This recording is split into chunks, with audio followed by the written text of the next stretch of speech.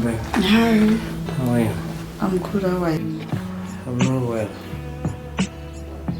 Okay. My waist.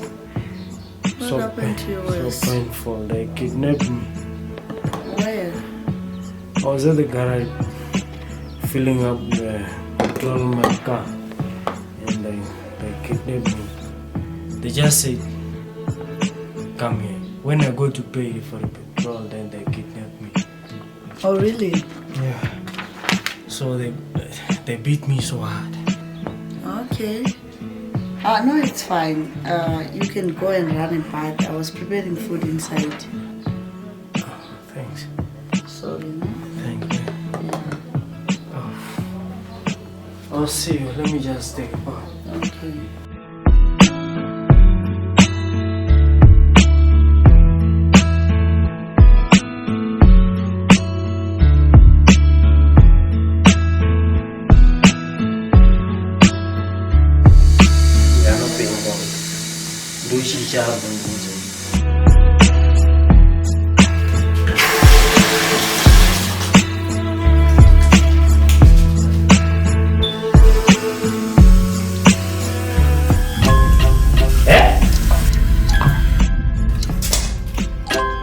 Muskan anda siya lebih no. Kamu siya lebih close bandit saja.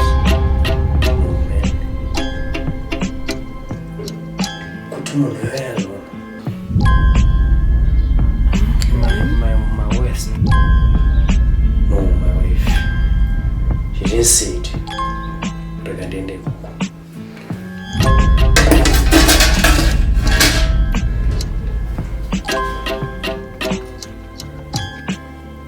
wangu chichiruti Hello.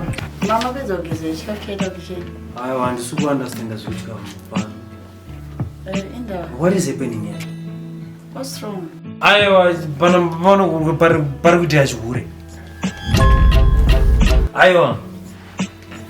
Chichiruti kapana. In terms of Aiwa man. Pan is ruti kapana. Chichiruti kapana.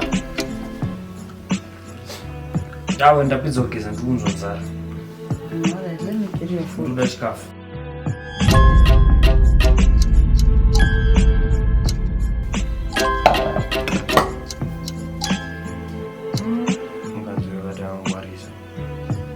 Where's number down? Madam Pangwan Panesu. My move. Yes, babe. Come here. Ndenza. I'm not going to go the den inside. Unona pamba pamutogaya kuti tatokiswa paipai. Tisi watoitoita apa. Kuenda sadza chikona kuma. I'm not going to go.